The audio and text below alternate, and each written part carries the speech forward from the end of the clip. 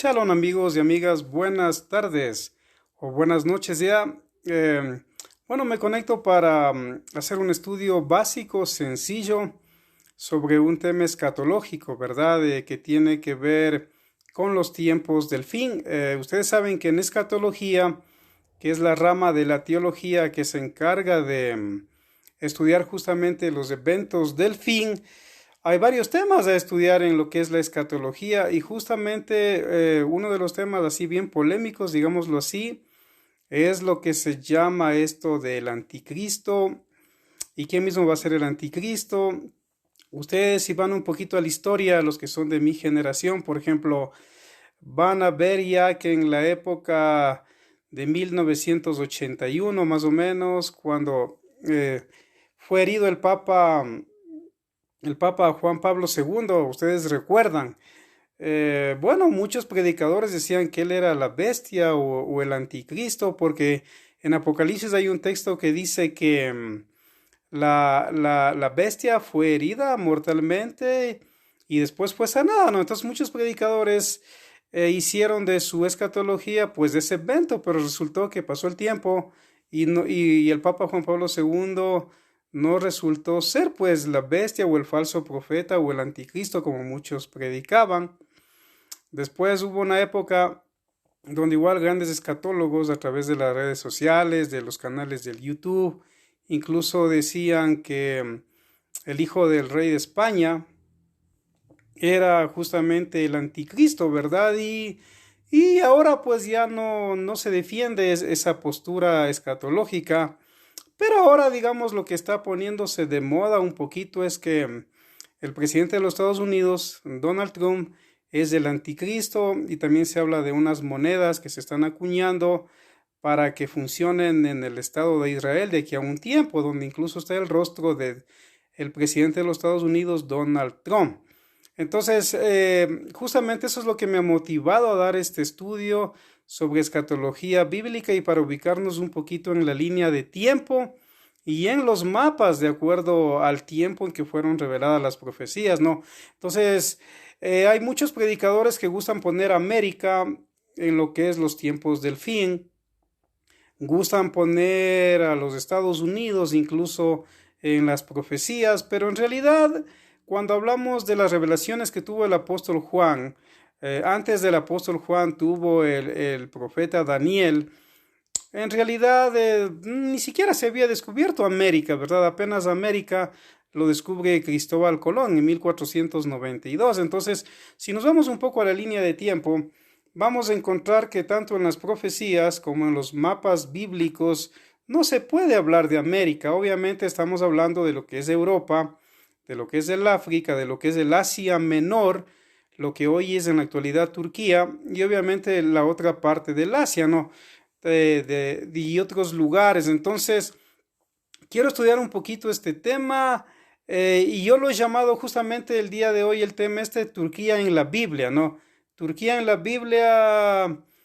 ¿Por qué Turquía? De acuerdo a como yo entiendo la escatología y según otros intérpretes de la Biblia, de pronto nos vamos un poquito para este lado en cuanto a las profecías que se van a cumplir. Entonces, quiero dar algunos datos de Turquía en la Biblia, así lo he llamado a este estudio Turquía en la Biblia. Nos recuerden que la capital actual de Turquía no es Estambul, fue Estambul, pero ahora en realidad la capital de Turquía es Ankara, ¿no es cierto? Le movieron la capital porque Estambul era un lugar no tan seguro, ya que queda entre dos continentes, Europa y Asia, y le movieron a Ankara, a la capital civil de lo que es actualmente el estado de Turquía. Entonces, ¿qué significa Turquía? Según algunos, he buscado la definición en varios libros, en varias páginas de internet. Para algunos Turquía significa el fuerte, ¿no es cierto? El fuerte. Para otros significa salteadores, atrevidos, bravo, audaz. Son los nombres que yo me he encontrado en cuanto a la etimología de lo que significa la palabra Turquía. Entonces, Turquía está en la Biblia, aunque usted no lo crea, desde el principio del Génesis hasta Apocalipsis. Usted va a encontrar desde el Bereshit hasta lo que es Apocalipsis, va a encontrar a Turquía. Entonces, por ejemplo, En ese lugar que hoy se llama Turquía han habido grandes civilizaciones como la hitita, que fue una gran civilización. Después estuvo la civilización griega. Después obviamente estuvo la romana cuando ellos conquistaron todo ese sector llamado, en el libro de los Hechos usted le va a ubicar como el Asia Menor. Y obviamente también en esta zona dirigieron el último imperio que gobernó del mundo, que es el Imperio Otomano, desde el año 1299 hasta 1922. Después de la Primera Guerra Mundial cayó en realidad el gobierno otomano, que fue el último imperio que ha gobernado el mundo, si usted no lo sabía, ¿no? Entonces ya Turquía lo vamos a encontrar en las páginas de la Biblia. Por ejemplo, cuando se habla del diluvio, ¿dónde va a descansar el arca de Noé? Donde Noé, su esposa, sus hijos, sus nueras y los seres, los animales que estaban ahí, se salvaron. Justamente dice la Biblia que en Génesis 8.4 o Bereshit capítulo 8 verso 4 dice que va a descansar en los montes Ararat. Entonces los montes Ararat son como 400 kilómetros a la redonda, 400 kilómetros a la redonda.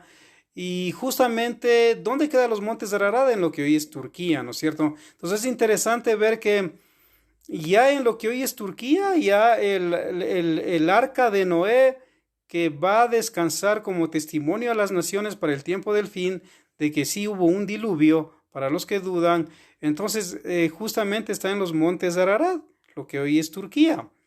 Si usted no lo sabía, Jacob vivió 20 años aproximadamente en Harán. Ustedes recuerdan la historia, cómo Jacob va huyendo de su hermano Esaú, y obviamente él llega donde un familiar suyo en Harán, y él ahí se va a enamorar de Raquel, va a trabajar 14 años por Raquel, porque a la larga, a los 7 primeros años que él trabajó para Raquel, le engañaron y le dieron por esposa a Lea. Después trabajó 7 años más. ¿Y qué es lo que sucedió? Terminó casándose con la mujer que amaba, que era Raquel. Entonces, Jacob vivió 20 años en Harán. Aunque usted no lo crea, ¿dónde queda eso en la actualidad? En lo que hoy es Turquía, ¿no es cierto? En la actual provincia de Sanjurfa, así se llama en la actualidad ese lugar. Y eso está mencionado en Bereshit o Génesis capítulo 31-38. Saludos para todos los amigos, para Jackie, para Luis Valia, para Adriana, etcétera, para todos los amigos y amigas que están escuchando, ¿no? Entonces hoy estamos estudiando un poquito de escatología, pero de una manera sencilla, suave, que podamos comprender. Entonces Jacob vivió en lo que hoy es Turquía. Pablo y Timoteo, si usted no lo sabía, también nacieron en lo que hoy es Turquía. Pablo y Timoteo nacieron en lo que hoy es Turquía. Recuerde que Saulo de Tarso, él nació justamente en una polis en el mundo de Roma. Cuando nace era cuando Roma declaraba polis o ciudad-estado a una ciudad.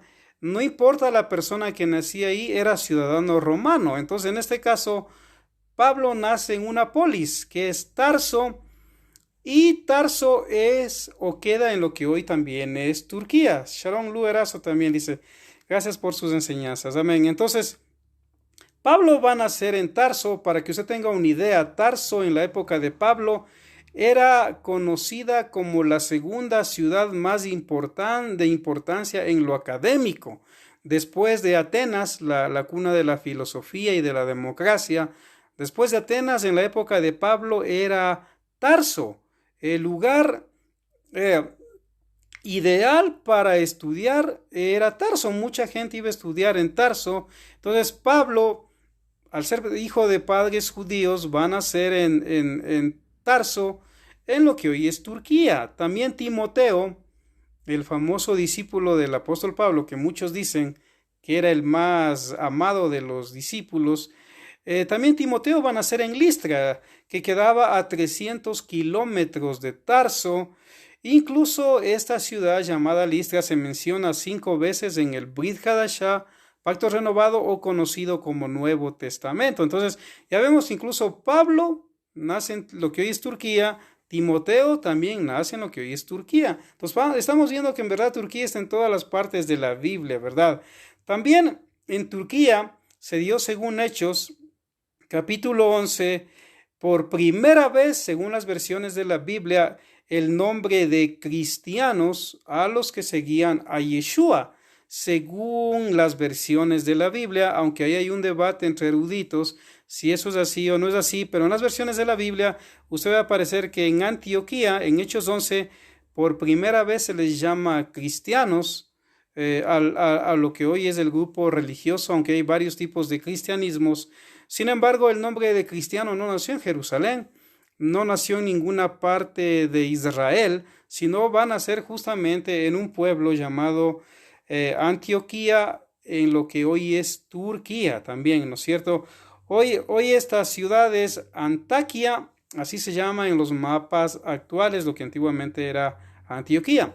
Las 7 sinagogas o congregaciones de Yeshua, o iglesias, como dicen algunas versiones, de Apocalipsis, también estaban ubicadas en Turquía.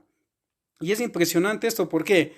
Porque justamente Yeshua va a enviar un mensaje a las 7 congregaciones que quedan en Turquía, ¿no? Entonces, de las cuales son Éfeso, Esmirna, Pérgamo, Tiatira, Sardis, Filadelfia y la Odisea. Entonces es interesante ver cómo todas las 7 cartas van justamente a estas congregaciones y van el mensaje de Apocalipsis de manera especial. Entonces ahí ya podemos ver también algo raro e interesante. ¿Por qué no hay una carta de Apocalipsis para la sinagoga de Yeshua en Jerusalén? ¿O por qué no hay para de pronto unas congregaciones en otros lugares que sí había? Sin embargo, va a lo que es justamente hoy Turquía, ¿no? Ahora, el Asia Menor mencionada en Hechos 19:10, etcétera, en varios textos del libro de los Hechos, es lo que hoy también es Turquía. También se les llamaba antiguamente Anatolia. Entonces, Anatolia, Asia Menor o Turquía es lo mismo, ¿no? 3 epístolas del apóstol Pablo fueron dirigidas a lo que hoy es Turquía, ¿no? Miren, aparte de la carta de Apocalipsis o del libro de Revelación, bueno, Apocalipsis quiere decir las cosas ocultas son reveladas, eso quiere decir. Entonces, en este caso, digamos, incluso el apóstol Pablo va a dirigir 3 de sus epístolas a lo que hoy es Turquía, a los pueblos de los Gálatas, de los Efesios y los Colosenses. Si usted no lo sabía, la epístola a los Gálatas, a los Efesios y a los Colosenses fueron dirigidas por el rabino Saulo de Tarso o apóstol Pablo justamente a estas ciudades que quedaban en lo que hoy es Turquía. La famosa epístola de Pedro, ¿no es cierto?, fue dirigida también a los expatriados o a las 12 tribus de la casa de Israel que estaban expatriados en el Ponto, Capadocia, Galacia, Asia y Bitinia. Si usted lee Primera de Pedro en el primer capítulo, desde el verso 1, justamente ahí Cefas, conocido como el apóstol Pedro, va a saludar a sus hermanos de las 12 tribus de Israel. Dice que están expatriados. Justamente, y él da los nombres, interesante. Dice Ponto, Capadocia, Galacia, Asia y Bitinia. ¿Y dónde quedan esos lugares? Pues sorpréndase, en lo que hoy es Turquía, ¿sí? Según algunos, otro dato interesante, según algunos, el huerto del Edén, según algunos, porque ahí también hay varios estudiosos que difieren en sus opiniones, pero según algunos, una parte del huerto del Edén estaba justamente entre el Tigris y el Éufrates al comienzo, cuando comienzan estos ríos en la parte principal del Tigris y el Éufrates, hoy llamados Dicle y Firad en Turquía. Y justamente el principio de estos ríos, ¿sabe dónde quedan? En Turquía. Aunque otra parte del Éufrates y del Tigris van también a lo que se conoce como la Mesopotamia, que es una palabra que significa entre ríos y queda en lo que hoy actualmente es Irak, ¿no es cierto? Sin embargo, en la línea de tiempo, recuerden que la Biblia hay que estudiarla en la línea de tiempo, en el contexto histórico y en los mapas de la época, ¿no es cierto? En los mapas de la época. Entonces, ¿dónde se iniciaban estos ríos? Según algunos comentaristas, quedaba el huerto del Edén, y donde comienzan estos ríos es justamente en lo que hoy es Turquía. ¿Qué datos más les puedo dar? Que Juan escribió su famoso libro de Apocalipsis, Las cosas ocultas son reveladas. Justamente escribió en una isla llamada Patmos.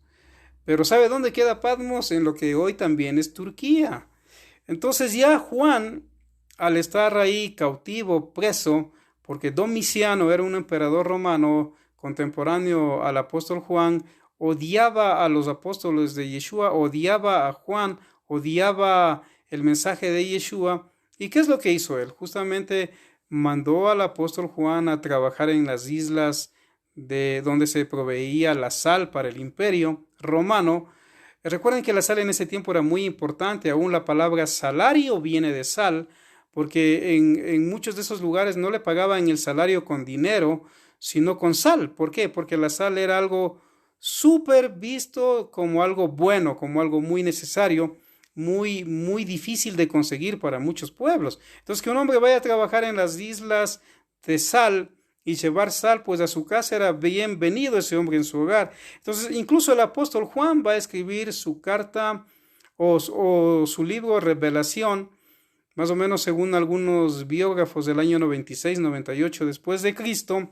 Lo va a escribir desde Patmos, que queda en lo que hoy es Turquía. Saludos para Alexa, para Diego y para mi amiga Consuelo también, que están escuchando. Entonces, esos datitos les he dado y les pudiera dar mucho más, pero por el tiempo les he dado unos poquitos datos de cómo usted puede ubicar a Turquía ya en la Biblia, lo que hoy es la actual Turquía. Incluso en lo que hoy es Turquía, digamos, el Islam es la religión más importante, a tal punto que el Islam es la religión oficial del Estado turco.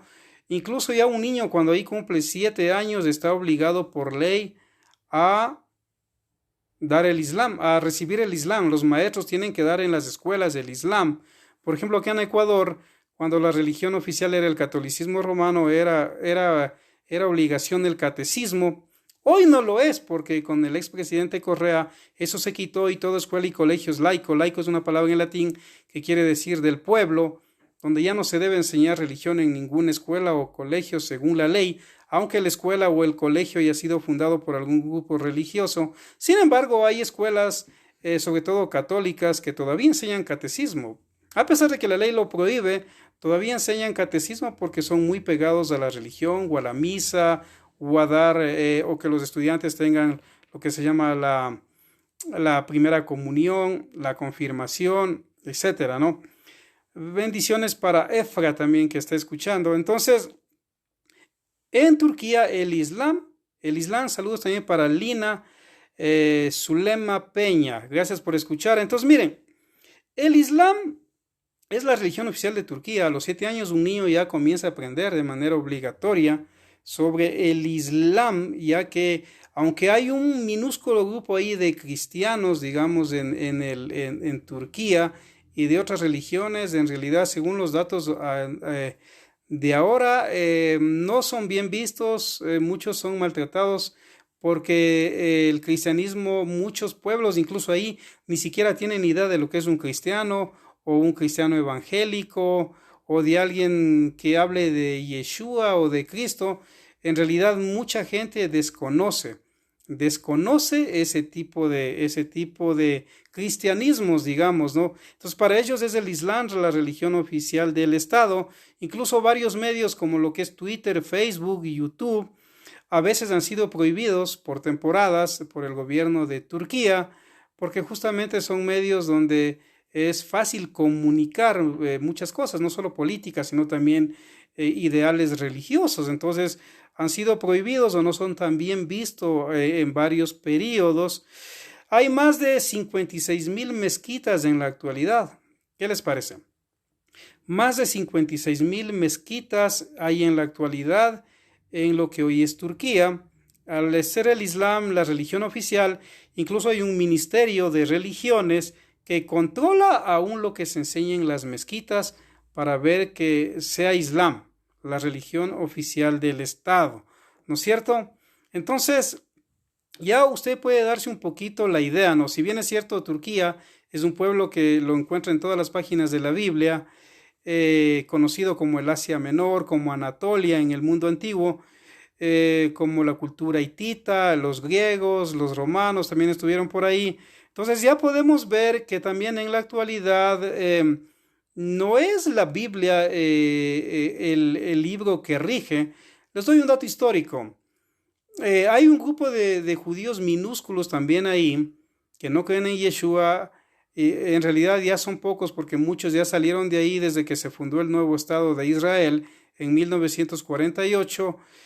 Sin embargo, un dato histórico interesante es que cuando se dio cuando se dio el edicto de lo que se llama del salir de España el 31 de marzo de 1492, los reyes de España dieron 4 meses de plazo a los judíos de abandonar España.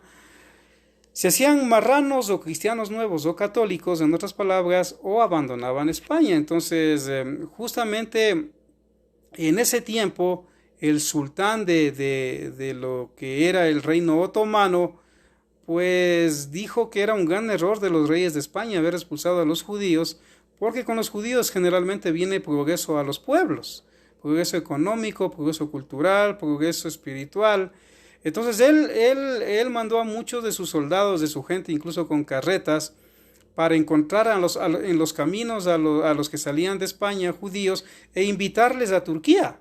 Y muchos judíos en 1492 fueron justamente a vivir en Turquía, donde durante mucho tiempo sí tuvieron muchas facilidades, y el reino otomano progresó con la ayuda también de ellos. Sin embargo, en la actualidad, hay que aclararlo, ya los judíos no son tan bien vistos como lo fueron en esa época, ¿no? Entonces, quiero explicar un poquito estas fuentes, estos datos históricos de la Biblia y también de lo que fue España y todo eso, porque ahorita ya quiero un poquito meterme a lo que dice Yeshua, ¿no es cierto? Entonces, ¿qué es un trono? ¿Qué es un trono en la Biblia? Un trono en la Biblia es un lugar inamovible, ¿no? En otras versiones le llaman el solio, por ejemplo, cuando se ve en una versión el solio es el trono, es lo mismo, ¿no es cierto? Saben que un trono es un lugar donde se sienta un rey. Entonces, por ejemplo, Jerusalén es la ciudad del gran rey. ¿Cuál es el rey de Jerusalén? Obviamente Dios. Dios siempre fue el rey de Israel. El problema es que cuando ellos quisieron un rey humano, porque otros pueblos tenían un rey humano, bueno, Dios les dio el gusto y les puso a Esaú, ¿no es cierto? Y sin embargo no les fue bien. Después fue David, después Salomón, después se dividió el reino y hasta ahora no ha vuelto a haber un rey en Israel. Entonces, el rey de Israel en el buen sentido es Dios. ¿Y cuál es el trono de Dios? Es Jerusalén. Entonces Dios jamás ha movido su trono, porque en la Biblia un trono es inamovible. De hecho, cuando alguien cambia un trono, en la Biblia sería un error. Sería un error. ¿Por qué? Porque un trono debe ser un lugar estable. Un lugar estable. Por ejemplo, aquí en Quito tenemos el Palacio de Carondelet, donde el presidente tiene que sentarse a gobernar los 4 años, incluso vivir. Sin embargo, la historia de nuestro país ha demostrado que cuando uno u otro presidente no decidió vivir en el palacio presidencial como manda la constitución o la ley, pues es medio raro, pero no le ha ido tan bien. No le ha ido tan bien. Recuerdo a unos presidentes, a unos dos, pero no voy a decir quiénes son, expresidentes, y de pronto eso influye, ¿no es cierto? ¿Por qué? Porque se entiende que el presidente debe gobernar y debe habitar también en Carondelet, en lo que es nuestro país, y me imagino que así es en todo el mundo. Entonces, obviamente Jerusalén es la ciudad del gran rey, es la ciudad de Dios, es la ciudad donde Yeshua entró, en la Pascua fue crucificado, y es el Cordero de Dios que quita el pecado del mundo. Y cuando Él venga en su parusía, que significa en griego esta palabra segunda venida, ¿Él a dónde va a venir? Él no va a ir a Roma, Él no va a ir al Vaticano, Él no va a ir a Wittenberg, donde estuvo Martín Lutero. No, Él va a venir es a Jerusalén, al monte Sión, ahí va a poner su pie, porque iba a gobernar al mundo como el Mesías Ben David durante el milenio. Entonces el trono de Dios es Jerusalén. Pero Hasatán o el diablo, Hasatán es una palabra en hebreo que significa el opositor o diabolos en griego, calumniador, ¿no es cierto? O chismoso, algo así. Un acusador hace la labor también de un fiscal, acusa ante Dios a su pueblo cuando cae en pecados. Entonces, ¿dónde habita Hasatán? Según Yeshua, ustedes saben que de Yeshua no se puede dudar, él es el Mesías. Cuando Yeshua Dios le da la revelación a través del ángel a Juan y habla de que Yeshua se pasea entre esas 7 congregaciones con ojos de fuego. Usted tiene que haber leído el Apocalipsis, o le invito a leer si no lo ha leído. Usted va a encontrarse con algo súper interesante ahí. Que Yeshua le dice a Juan en uno de los mensajes a la congregación que queda en Pérgamo, dice: yo sé dónde tú moras y tú estás donde tiene su trono Satanás. ¿Qué les parece? Y justamente usted va a encontrar eso en Apocalipsis capítulo 2, verso 12 al 13. Va a encontrar que donde está el trono de Satanás, según Yeshua, es Pérgamo. Y recuerde que en la Biblia un trono es inamovible. Aún en las leyes humanas, miren, una empresa o un negocio tiene que tener una oficina estable, ¿no es cierto? Una oficina madre, como quien diría, aunque haya más oficinas. Entonces, obviamente, si Dios tiene su trono en Jerusalén, Hasatán, que el Señor le reprenda, que es un imitador, en realidad él también puso su trono. ¿Y dónde lo puso? En Pérgamo. ¿Y dónde queda Pérgamo en la actualidad? Según las Sagradas Escrituras, según los mapas actuales, en lo que hoy es Turquía. Entonces les voy a dar algunos datos de Pérgamo. Pérgamo, según muchos o la mayoría, es una palabra que significa elevación alta. Elevación alta. Recuerden que el pecado favorito de Hasatán, ¿cuál era? El orgullo, ¿no es cierto? El orgullo de creerse superior.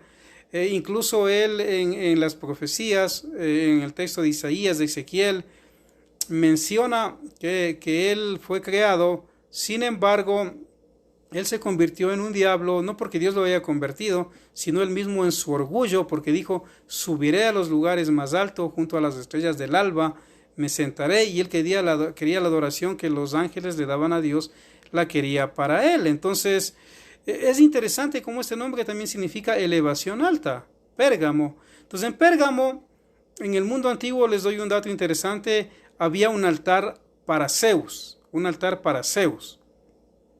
Y obviamente Zeus o Theos o Dios era el dios de los griegos. Entonces, cuando Grecia estaba en poder de estos lugares, ellos construyeron en la parte alta un altar a Zeus, pusieron una estatua de Zeus. Recuerden que Zeus, según la mitología griega, vivía en el Monte Olimpo, ¿no es cierto? En el Monte Olimpo, aún los Juegos Olímpicos, que son cada 4 años, los griegos comenzaron a hacerlo en el siglo VIII antes de Cristo en honor a Zeus. Justamente por eso se llama Juegos Olímpicos, porque esos juegos se hacían alrededor del Monte Olimpo. Sí, aunque al final la carrera era la maratón, que era 42 kilómetros desde el Monte Olimpo hasta la ciudad llamada Maratón, habían 42 kilómetros de distancia, y el que ganaba esa maratón tenía que coger una especie de jarro y sacarse el sudor y ponía a los pies de la estatua de Zeus. Porque los Juegos Olímpicos, aunque a muchos no les guste, no es que viene de Israel o de la Biblia, viene del paganismo de Grecia. Entonces, en Pérgamo había un altar elegido o erigido para Zeus. Después también pusieron un altar para Atenea. ¿Quién es Atenea en la mitología griega? Atenea es la hija de Zeus, o una de las hijas de Zeus, solo que Zeus, como en la mitología griega, tenía muchas hijas. Por ejemplo, tenía a las Gracias, de donde viene la palabra gracias a propósito en castellano. Entonces las Gracias eran esas hijas de Zeus voluptuosas para el pecado. Tenía también las Eneidas, tenía lo que es las musas, de donde proviene la palabra museo, porque estas hijas de Zeus, según la mitología griega, las musas eran las que les gustaba estudiar la poesía, la música, escribir, y de ahí proviene la palabra museo, que hasta hoy se usa. Pero también él tenía la hija, digamos, la mejor hija, que era Atenea, la diosa de la sabiduría, que tenía como un símbolo un búho, que a propósito los búhos no tienen los pies cortos como muchos piensan, porque le ven con las alas hasta abajo y se les ve unos pies cortitos, pero si usted le levanta las alas, tienen las piernas bien grandes, así que si no me cree, investigue. Entonces Atenea tenía un búho como símbolo de la sabiduría. Entonces ya, ¿qué vamos encontrando en Pérgamo? Por ejemplo, un altar a Zeus, después un altar a Atenea, después van a construir un altar para adorar a Aclepios. ¿Quién es Aclepios? Aunque se va a sorprender si usted ha visto en la medicina la figura de la serpiente, ¿no es cierto? Eso justamente es en honor al dios de la medicina, que en el mundo antiguo era Aclepios. Incluso usted va a ver que hay un juramento hipocrático que se hace cuando un médico termina ya su carrera y hace un juramento hipocrático, pero usted va a ver que siempre la serpiente está como símbolo medicinal. Pero en la Biblia, aunque usted se sorprenda, la serpiente es el enemigo del hombre, o la figura del enemigo del hombre. Saludos para el pastor Patricio Mena también que está escuchando. Gracias, Patricio, por escuchar. Entonces ya podemos ver ahí también el altar de Zeus, el altar de Atenea en Pérgamo, el altar a Aclepios, el dios de la medicina. Después, cuando está en poder Pérgamo de los romanos van a construir un templo elegido para el emperador Julio César Augusto. ¿Qué les parece? Julio César Augusto, para los que no saben, el Senado romano tenía en la época de Roma la facultad de declarar a alguien hijo de Dios o hijo del sol. Y obviamente Julio César Augusto fue elegido por el Senado romano como hijo del sol. Por eso es que el nombre Augusto o el divino en latín, incluso hay un mes en el calendario que ellos le pusieron agosto en honor a Julio César Augusto. Entonces, en Pérgamo, donde dice Yeshua que está el trono de Satanás, también eligieron para hacer un templo para Julio César Augusto, para adorarlo. Miren, cuando la Biblia dice que el único que se merece adoración es Dios, es Hashem, es Elohim, el verdadero Dios de Israel, pero no el Dios de los griegos. Peor un hombre como era Julio César Augusto. Después de él van a hacer otro templo los romanos en honor al emperador Trajano. De igual manera, idolatría adorando al hombre y no a Dios, ya que estos emperadores como César y Trajano decían que ellos son el Kyrios. Kyrios es una palabra en griego que significa Señor.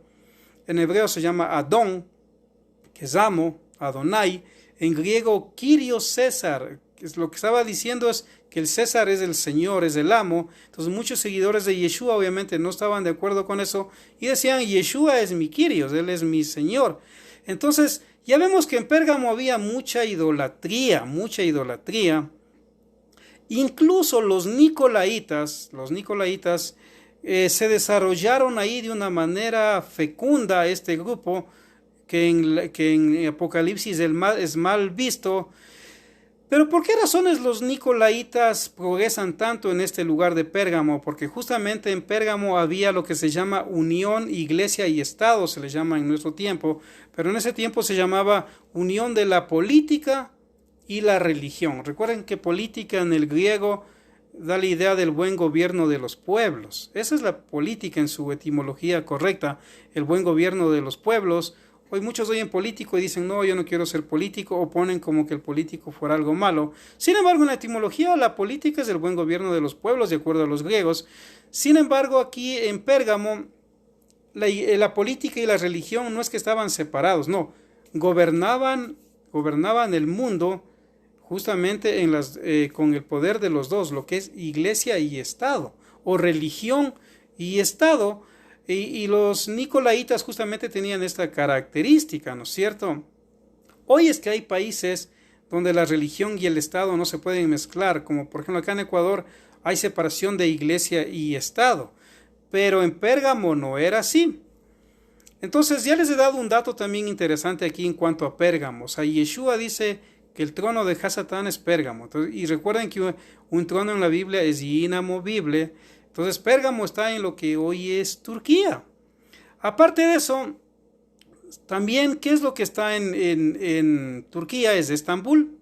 Ustedes saben que Estambul es la única ciudad en el mundo que está entre dos continentes.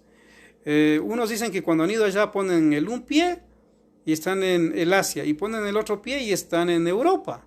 Entonces es el único país, la única ciudad en el mundo, Estambul, que está entre dos continentes, y esto es interesante porque justamente es como que el gobierno y el poder está ahí, pues en poder estar en dos continentes a la vez con una ciudad clave como justamente es Estambul, aunque Ankara hoy es la capital, pero durante el reino otomano fue Estambul la capital.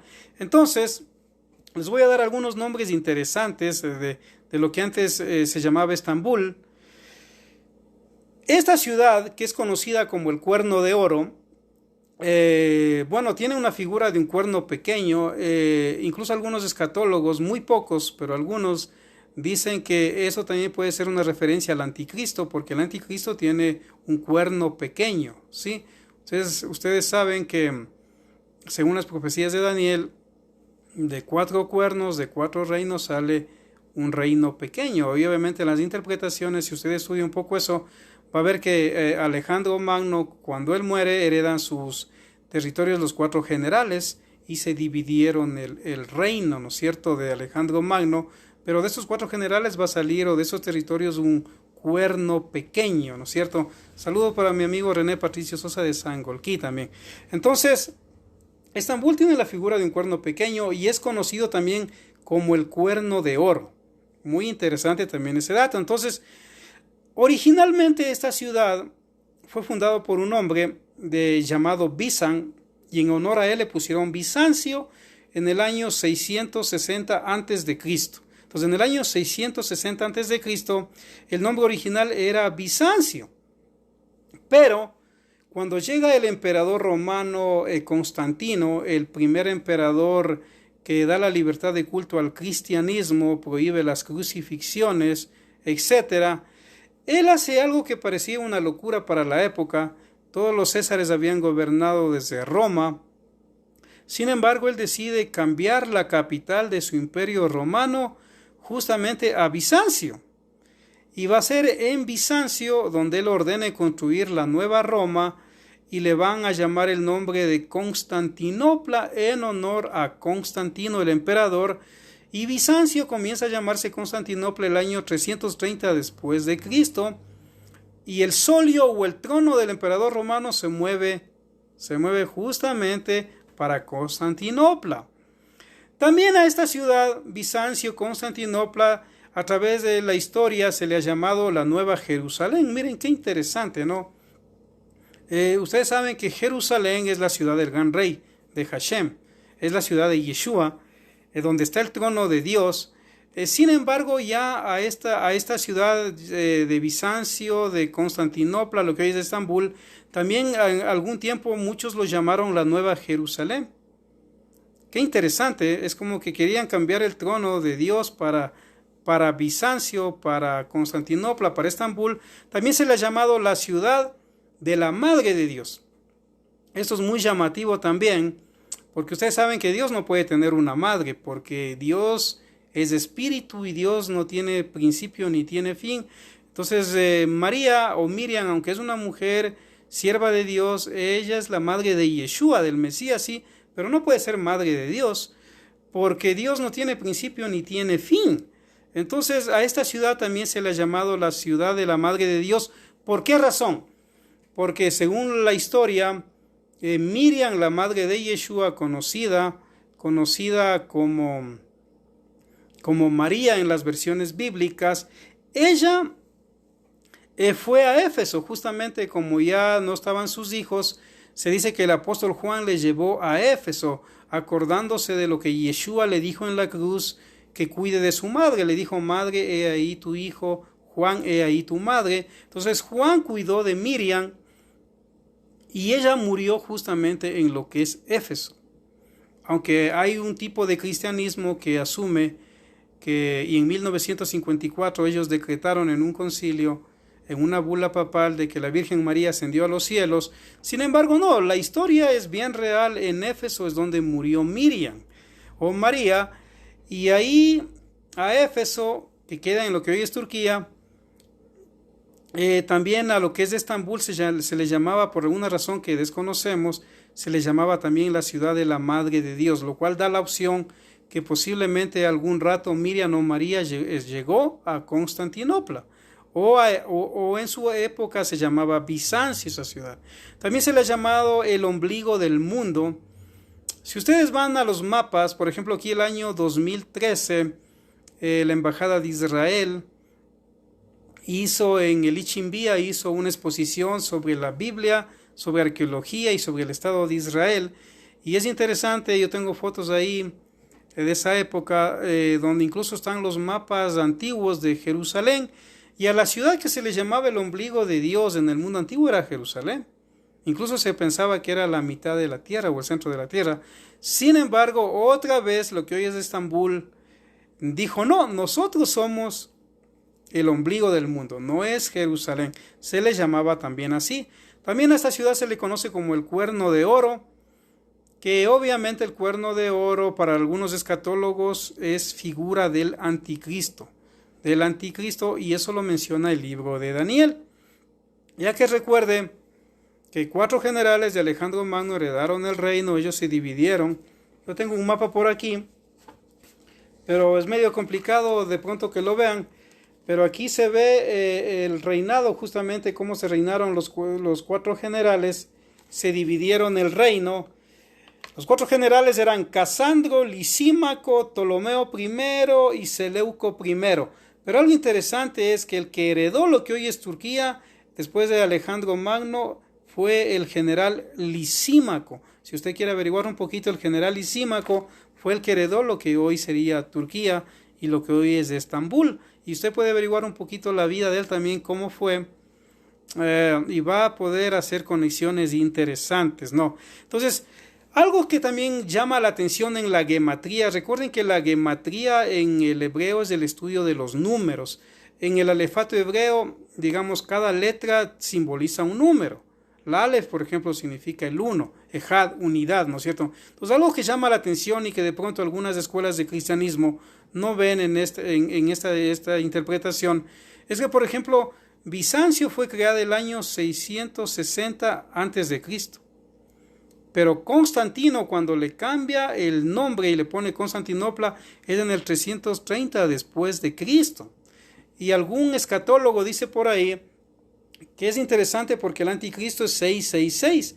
Y si usted va a ver que hay 2 antes de Cristo en Bizancio, el 660 antes de Cristo, si usted suma el 3 más 3 de 330 después de Cristo, le daría otro 6. Según este escatólogo es muy interesante y dice que ahí le sale el 666, que es el número del anticristo, ¿no es cierto?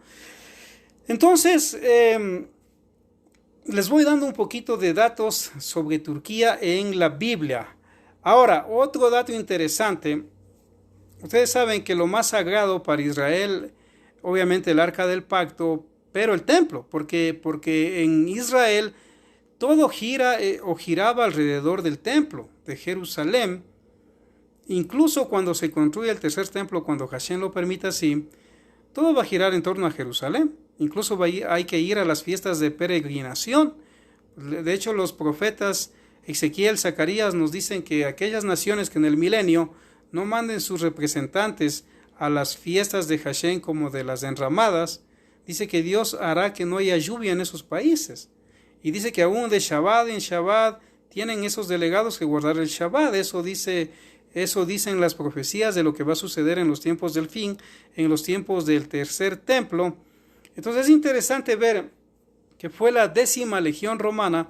Recuerden que Roma, al ser muy poderoso, Roma tenía muchas legiones. Se dice que la mejor legión de los romanos era la de Hispania o la de España, que es una legión que no se sabe qué sucedió. Es un misterio hasta hoy.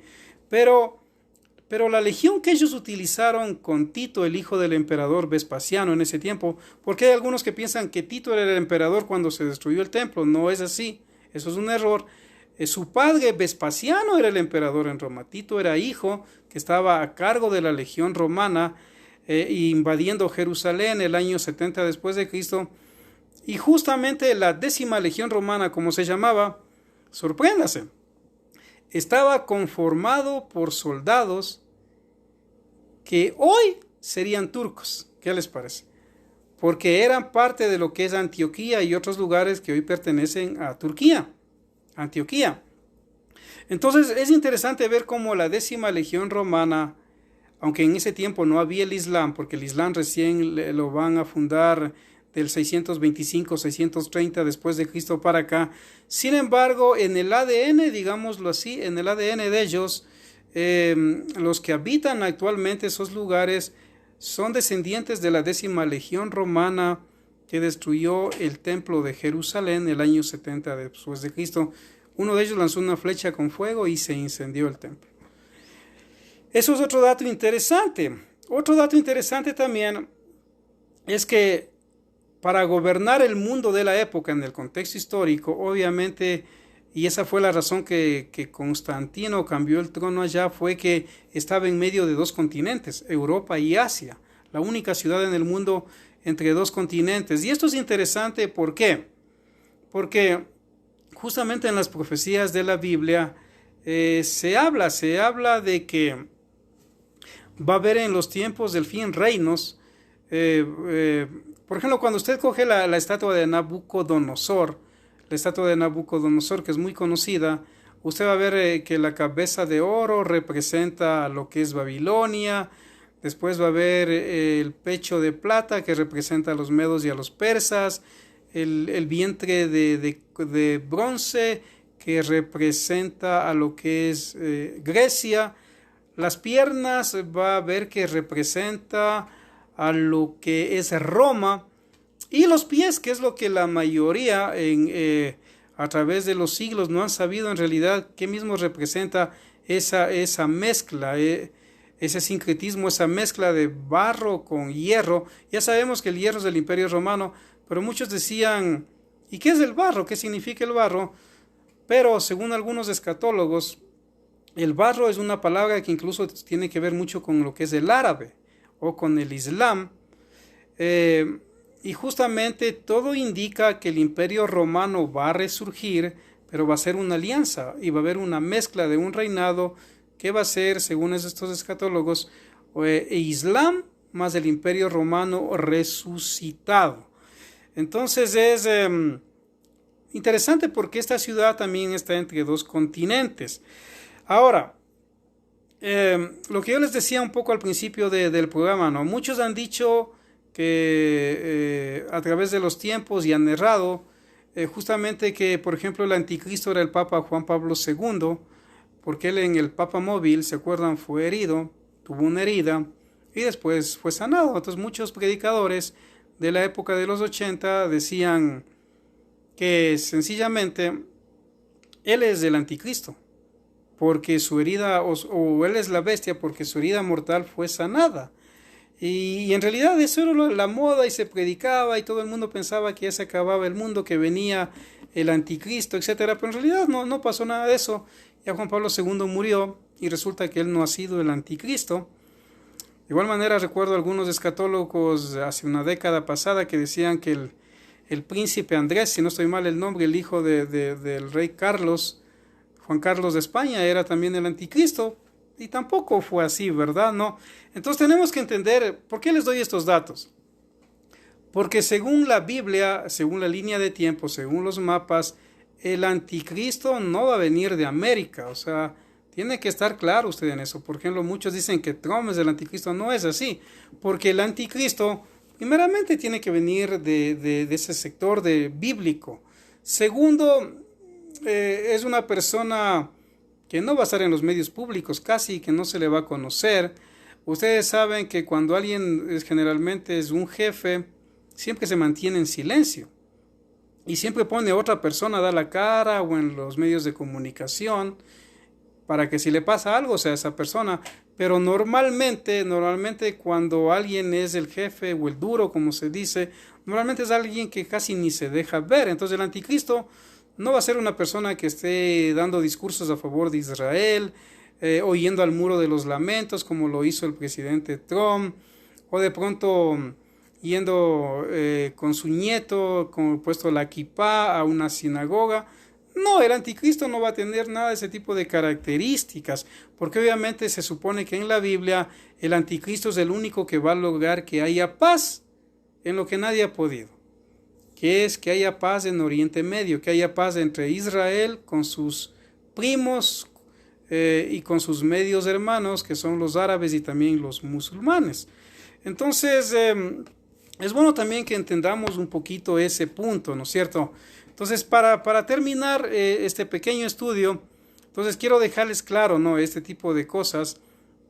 Volviendo un poco a la estatua de Nabucodonosor, si usted lee el libro de Daniel, capítulo 2, Daniel capítulo 7, etcétera, va a encontrar muchos textos, pero ahí va a encontrar justamente la revelación que dice que esta estatua de que soñó Nabucodonosor y que Daniel tuvo que interpretar, ahí se menciona que la cabeza de oro es Babilonia, que el imperio medio persa es de plata, que el imperio griego es el vientre y los muslos de bronce, que el imperio romano son las piernas de hierro y que los pies de hierro y de barro cocido, que es lo que casi muchos teólogos, biblistas, etcétera, a través de los siglos han narrado, en realidad es el Islam. El Islam, que es la religión que según las fuentes bien confiables dicen que posiblemente el año 2030 demográficamente va a haber más habitantes en el mundo que tengan la creencia del Islam más que el cristianismo,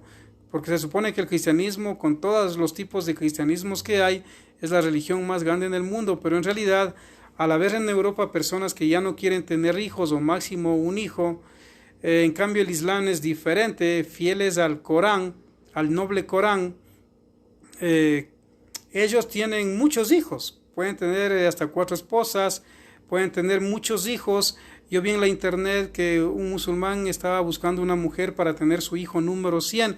Entonces, demográficamente en el 2030, según los estudios serios, más va a haber en la tierra personas que profesen la religión del Islam y el Corán como libro sagrado. Y ellos obviamente van a rechazar la Biblia y van a rechazar la Tanaj. Entonces, el Imperio Romano, según Daniel, según Apocalipsis, va a ser una alianza, va a resurgir, porque recuerden que el Imperio Romano, digamos, él fue destruido el año 476 después de Cristo, ¿no? 476 después de Cristo fue destruido el Imperio Romano. ¿Y cuál Imperio Romano sobrevivió, por decirlo así?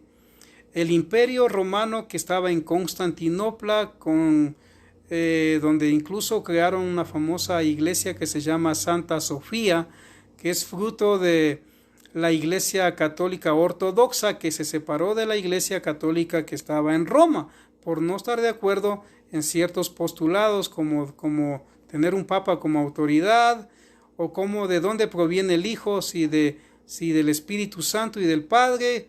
Bueno, aunque es otro tema, pero hubo un debate ahí, ¿no? Que cómo es que el Padre, el Hijo y el Espíritu Santo son 3 personas, pero cómo es que el Hijo va a salir de la tercera persona de la Trinidad, que es el Espíritu Santo. No tiene mucho sentido eso. Entonces se pelearon y ellos fueron a construir después lo que se llama la famosa iglesia de Santa Sofía, con orden de Constantino. Entonces, aunque otro emperador después lo terminó.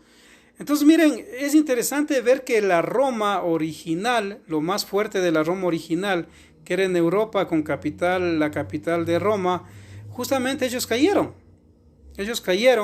y fueron destruidos el año 476 después de Cristo. Sin embargo, la parte de la Roma que sobrevivió fue esa parte donde con el tiempo el famoso Carlomagno, si ustedes lo ubican, incluso dirigió mucho desde esa parte del Imperio Romano, con las autoridades de los papas también.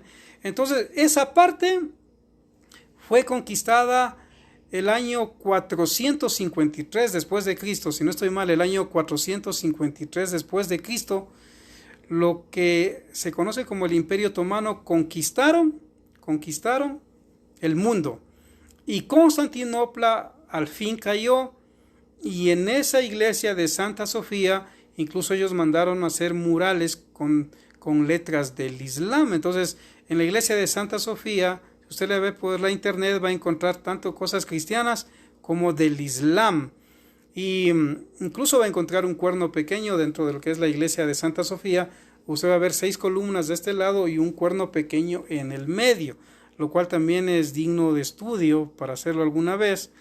Entonces, todo parece indicar, según algunos escatólogos, que en realidad el anticristo, el poder de la bestia y todo eso va a salir de lo que hoy es Turquía y no tiene nada que ver los Estados Unidos. Si los Estados Unidos algún rato cae, no va a ser por profecías de la Biblia, porque en la Biblia no se habla de los Estados Unidos.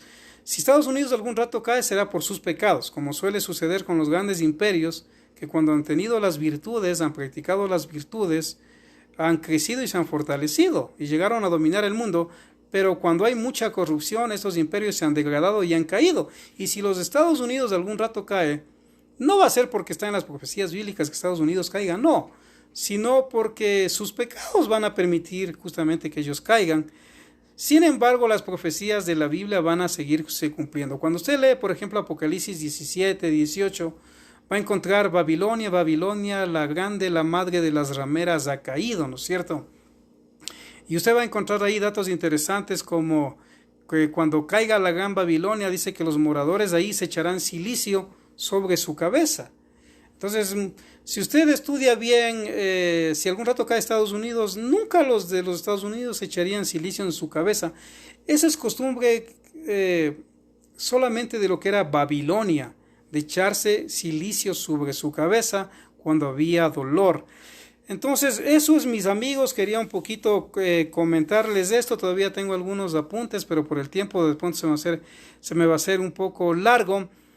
Puedo terminar dándoles este dato, ¿no? Según las profecías del Islam, recuerden que si el cristianismo tiene sus profecías, el judaísmo tiene sus profecías, el Islam también tiene sus profecías. Y según las profecías del Islam, en los tiempos del fin, la Meca y Medina van a ser destruidas. La Meca y Medina van a ser destruidas. Ahora, ¿cuál es la Meca y Medina? La Meca y Medina son las dos ciudades más importantes del Islam.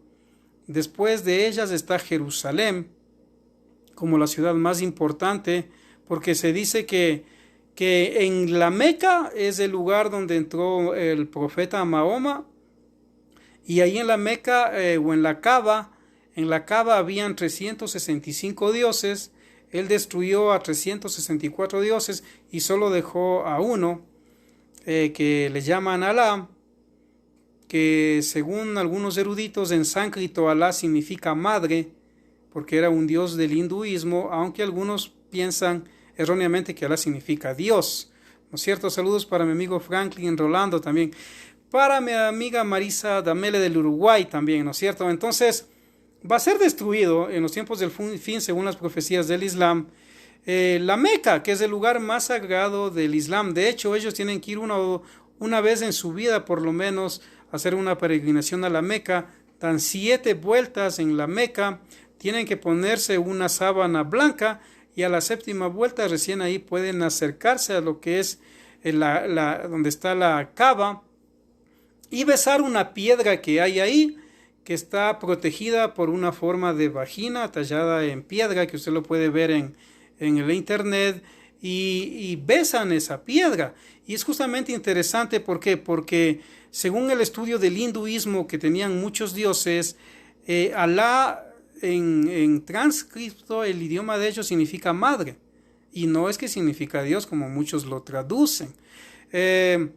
Aparte de eso, de la Meca a Medina, ¿cuál es Medina? Les doy un dato histórico, ¿no? Cuando ya el profeta Mahoma venció a sus enemigos y decretó que solo Alá era el único Dios en la Kaaba, dice que él ya tuvo mucha admiración del pueblo, de la gente, y le dijeron que te queremos construir una casa a ti, al profeta, y él dijo, bueno, donde el camello se detenga, ese es el lugar que Dios ha escogido para que yo construya mi casa. Entonces la historia del Islam cuenta que el camello se detuvo en cierto lugar llamado Medina, y ahí fundaron la casa y ahí habitó el profeta con sus varias esposas, con sus hijos, Y justamente de ahí viene es que la Meca es el lugar más importante para el Islam, porque recuerden que ahí está la Kaaba, ahí está el meteorito, esa piedra negra que ellos adoran, que muchos dicen que es la diosa que adoraban también los corintios, los efesios, y que de alguna manera llegó a ese lugar a través de las conquistas de la historia. Y obviamente al ser destruida la Meca y Medina, según las profecías del Islam, el Mesías que va a venir a salvar al Islam, según ellos, se llama el Mahdi islámico. El Mahdi islámico va a gobernar, al no estar en la Meca ni Medina, va a gobernar desde Jerusalén. Desde Jerusalén. ¿Por qué? Porque Jerusalén, en la creencia de ellos, el profeta fue llevado en un caballo alado desde Jerusalén. Entonces, al ser llevado desde Jerusalén en un caballo alado al cielo, para ellos es el tercer lugar más importante. Recuerden que incluso, según los estudiosos, donde ahorita está la mezquita de Omar, o la cúpula de la roca en Jerusalén, que salen todas las fotos, está justamente en esa zona del templo que para muchos era el altar de sacrificios, donde las personas llevaban los animales para ser sacrificados y los cojén o los sacerdotes sacrificaban los animales para poder que Dios perdone el pueblo de los pecados, porque recuerden que la sangre en este caso, según el mismo apóstol Pablo de Yeshua, no es que nos protege del diablo. Según Pablo en Romanos y otros textos, la sangre de Yeshua lo que nos cubre es de la ira de Dios. ¿Por qué? Porque por el pecado Dios se airía. Entonces cuando él ve la sangre de Yeshua que está en su vida, la sangre le protege y evita que usted sea destruido de la ira de Dios. Entonces justamente se dice que en ese lugar donde está la mezquita de la cúpula de la roca, ahí es donde estaba lo que es justamente el altar de sacrificios, donde incluso el día del Yom Kippur, el Cohen Gadol, o sumo sacerdote Aarón y los que de turno tenían que sacrificar a la cabra Adonai para entrar una vez al año a untar con esa sangre el propiciatorio, ¿no es cierto? A tal punto que incluso el Cohen Gadol se cambiaba 10 veces en ese día de túnicas, porque al ser tan blancas se manchaban con la sangre de la cabra Adonai. Entonces, eso es interesante. El Islam tiene sus profecías, el cristianismo tiene sus profecías, el mesianismo tiene sus interpretaciones, el judaísmo tiene sus, sus interpretaciones. Y recordarles que este punto es muy interesante, ¿no? O sea, en realidad cuando uno va a estudiar la Biblia debe hacerlo en la línea de tiempo, en los mapas del tiempo. Entonces, por ejemplo, Gog y Magog, he escuchado que muchos piensan que es de Rusia, pero en realidad si usted va a la etimología y a lo que es el mapa original de Babilonia, de Gog y Magog, en realidad cuando gobernaba Nimrod, que es el primer enemigo terrible que Dios tuvo, obviamente, que incluso Dios cuando construyeron la Torre de Babel tuvo que mandar los idiomas, confundir sus lenguas y ahí se dispersaron para poblar la tierra como Dios lo ordenó. Entonces Nimrod desobedecía mucho a Dios. Este Nimrod incluso metió a Abraham 10 años preso, porque Abraham no estaba de acuerdo en construir la Torre de Babel, porque Abraham era ya un hombre que creía en Dios y se le oponía, aunque usted no lo crea, a Nimrod. Entonces, justamente la Babilonia bíblica en la línea de tiempo está en lo que es Turquía, lo que es Irak, en esa zona, y lo que es Arabia Saudita, más o menos, y otras partes más, para que se ubiquen en la línea de tiempo. Esos serían los lugares, porque también recuerden que en el mismo Apocalipsis dice que esta mujer se embriaga con el vino de la fornicación, y aunque muchos piensan que es el vino que hace el curita los domingos en la iglesia, no tiene en realidad nada que ver. Es el petróleo donde Arabia Saudita, que gobierna el mundo con el petróleo, tiene tanto poder en ese sentido que incluso provee a los Estados Unidos de petróleo. En realidad, en la buena escatología, el vino de la fornicación es el petróleo, porque casi todo hoy es petróleo, ¿no es cierto? Entonces, aunque eso es motivo de otro estudio, entonces, amigos, ubíquense un poquito en Turquía. Turquía es un lugar, obviamente, que ha sido de bendición en mucho tiempo, pero obviamente como van las cosas hoy, es un lugar donde hay muchas cosas que van calzando en la Biblia, sobre todo porque Yeshua dijo que el trono de Hasatán queda en Pérgamo. ¿Y dónde queda Pérgamo? En Turquía. Y si usted va a la historia, en Pérgamo sucedieron grandes idolatrías a Zeus, a Atenea, al emperador Augusto César, a otro emperador, Trajano, y otras cosas más. Entonces ubíquese un poquito ahí, y un trono en la Biblia es inamovible, ¿no?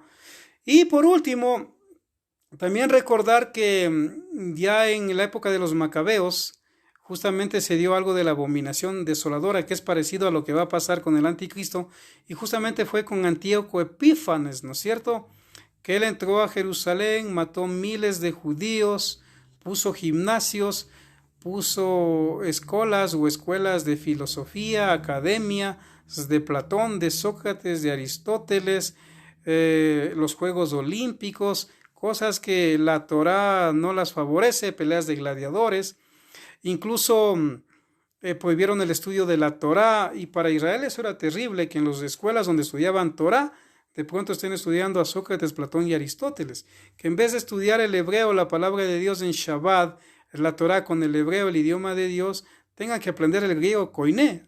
No nos parece de mucha importancia, pero en el fondo eso fue terrible. No, se prohibieron la circuncisión, prohibieron muchas cosas, y eso es lo que hizo Antíoco Epífanes en el templo. Sacrificó cerdos, que es un animal impuro dentro de lo que es la Torá, que es incluso Dios dice que no es comida, aunque al hombre le guste comer eso. Entonces sacrificaron cerdos en vez de corderos, metieron una estatua de Zeus, y eso hizo Antíoco Epífanes en la famosa abominación desoladora, y justamente cuando los macabeos los mandaron sacando, ahí se dio esta fiesta del Hanukkah, que significa rededicación del templo. Y también, aunque usted no lo crea, Hanukkah y el anticristo sí están ligados, porque el anticristo que va a venir, justamente él va a gobernar durante algún tiempo y va a haber falsa paz aún desde el templo de Jerusalén. Así que esos, mis amigos, pónganle un poquito el ojo a lo que es Turquía, analicen desde esa perspectiva en base a la línea de tiempo, en base a la revelación que cuando Juan recibe la revelación de Apocalipsis, él no está en Chicago, él no está en Nueva York, él no está en Washington, no está en Quito, no está en Buenos Aires, no está en Montevideo, él está en Roma, en el Imperio Romano que gobernaba el mundo. Entonces, justamente en la línea de tiempo, las profecías tienen que cumplirse dentro de ese lugar geográfico. Eso es, mis amigos, espero que algo hayan disfrutado de este estudio y Shalom.